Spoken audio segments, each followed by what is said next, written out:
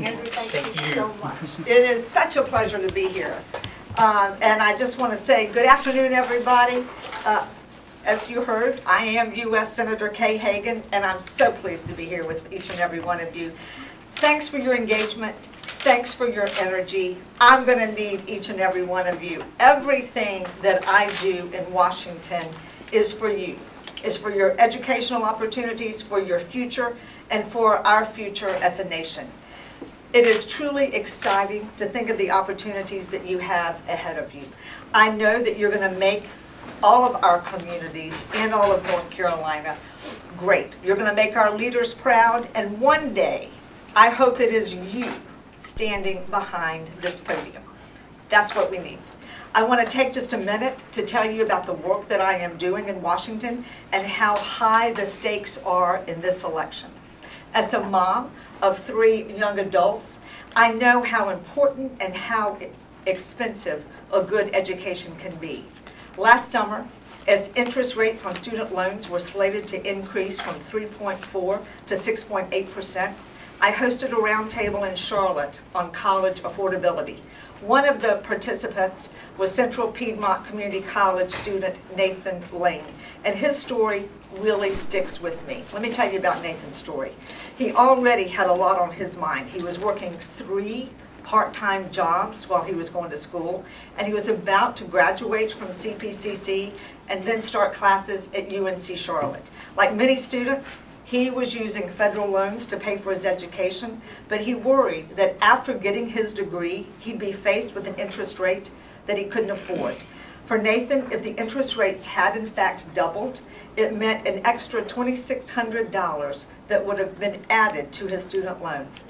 And you know, I couldn't sit idly by in the Senate and allowing these interest rates to double. So I supported a bipartisan bill to keep these rates low and ensure that we try as hard as possible not to saddle our young people, just like you, with unsustainable debt 4 and 5 and 10 years down the road.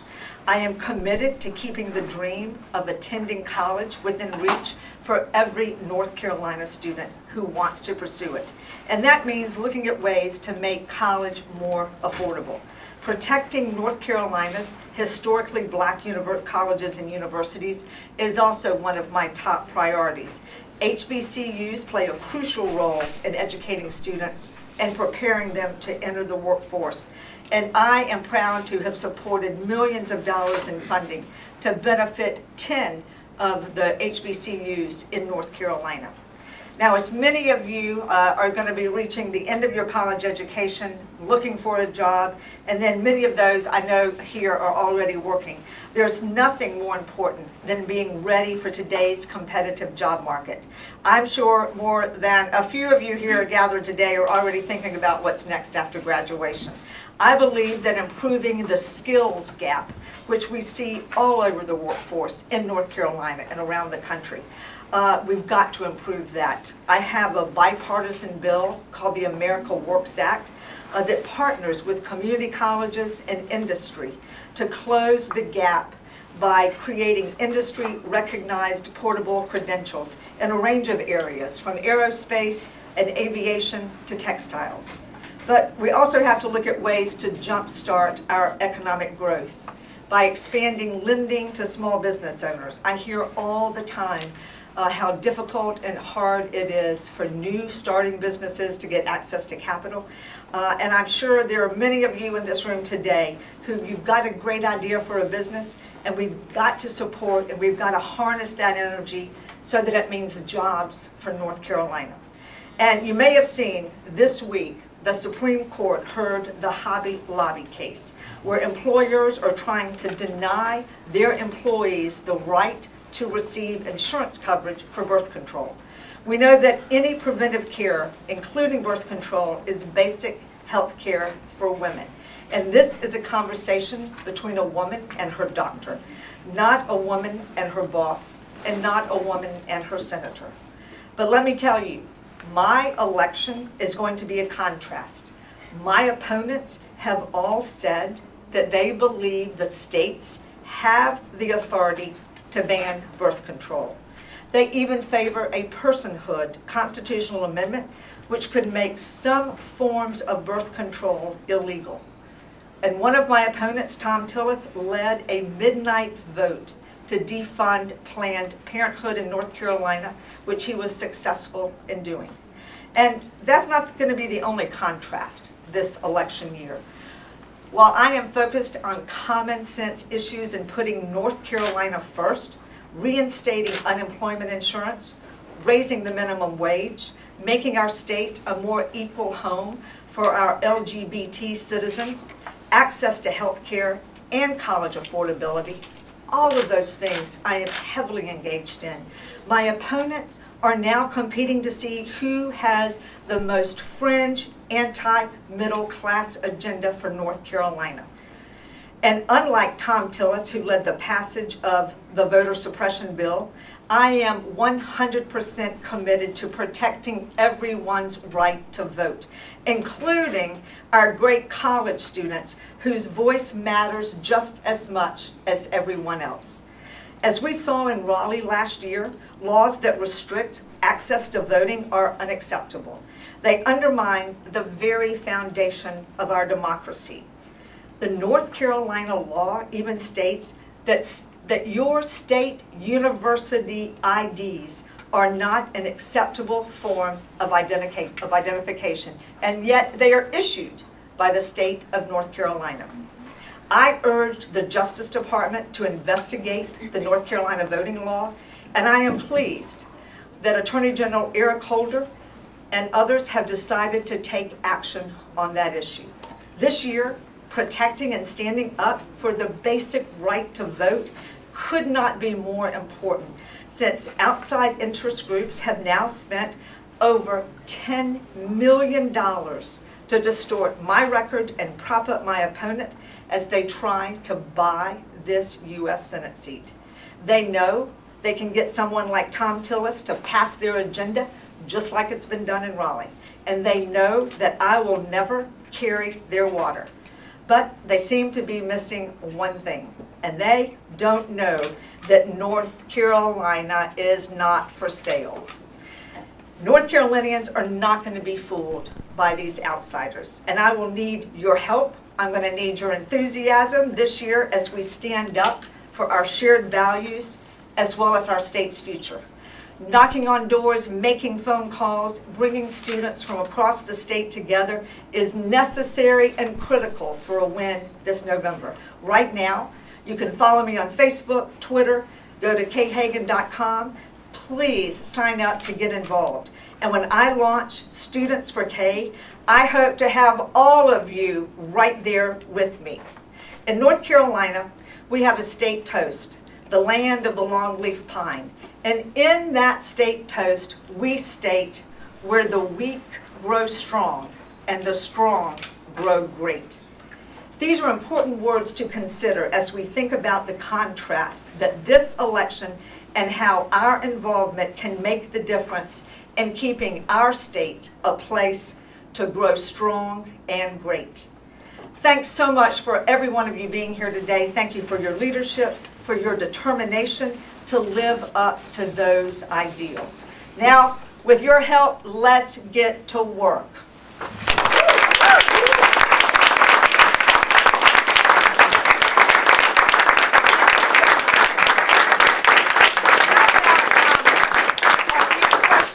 Young Democrats. Anybody got a question? We got to have one or two questions. Where are we turning our resumes for your campaign? You know, we're going to be hiring a lot of people. You can talk to Akila right here. Go to khagan.com and send them in. That's a great, great question. We're going to be opening offices up all across North Carolina. Yep, we're going to have one right here. Yes. I asked David Price this a few weeks ago, but with the recent legislations in Colorado and Washington, and Attorney General backing down enforcing federal law where states have legalized marijuana, would you support decriminalization or classification from Schedule 1 for cannabis? You know, I think what's going on in Colorado right now is an interesting thing to watch and to observe. I can't see that happening right now in North Carolina, but I do think we need to look at the issues that you brought up and see what they say. Well, specifically about taking it from Schedule 1. You know, I don't know all the difference of the schedules. I'd have to actually look at that and be able to see the comparison and see what it does. But I think you brought up a good point. Thank you for your question. Yep. And tell me where you live. I am a Greenville native and very proud of it. Great. Welcome to Greenville. Thank you. everyone. It's always good to be here. What recommendations do you have for young people who want to go into public service, particularly in issue-based politics? You know, I think there's several things. One, I think you need to get involved in campaigns. First and foremost, that gives you an avenue, a platform to understand the candidates, understand the issues, and there's not a candidate I know of that doesn't need volunteer help. So I think that's first and foremost. The other thing is actually to take public policy classes at school. You can learn an incredible amount. You know, I always like to entertain students when they come to DC. And I had a group of students yesterday that were actually asking me questions about the bilateral security agreement that hasn't been signed in Afghanistan and why. I mean, all of these policy issues, looking at the fact that here in North Carolina, our legislature is the only one in the state to change its long-term unemployment insurance formula so that so many people in North Carolina missed out on $780 million that should have come to our state. At the same time, North Carolinians' federal taxpayer dollars have gone to 49 other states and just not to North Carolina. So these are the public policy issues that you need to follow in the press, in the newspapers, on digital media means, and really understand the issues that are going on and how they directly affect each and every one of you here. When you look at our legislature giving tax cuts for the wealthy and cutting education by $500 million, $330 million of that at our institutions of higher education, something's wrong here.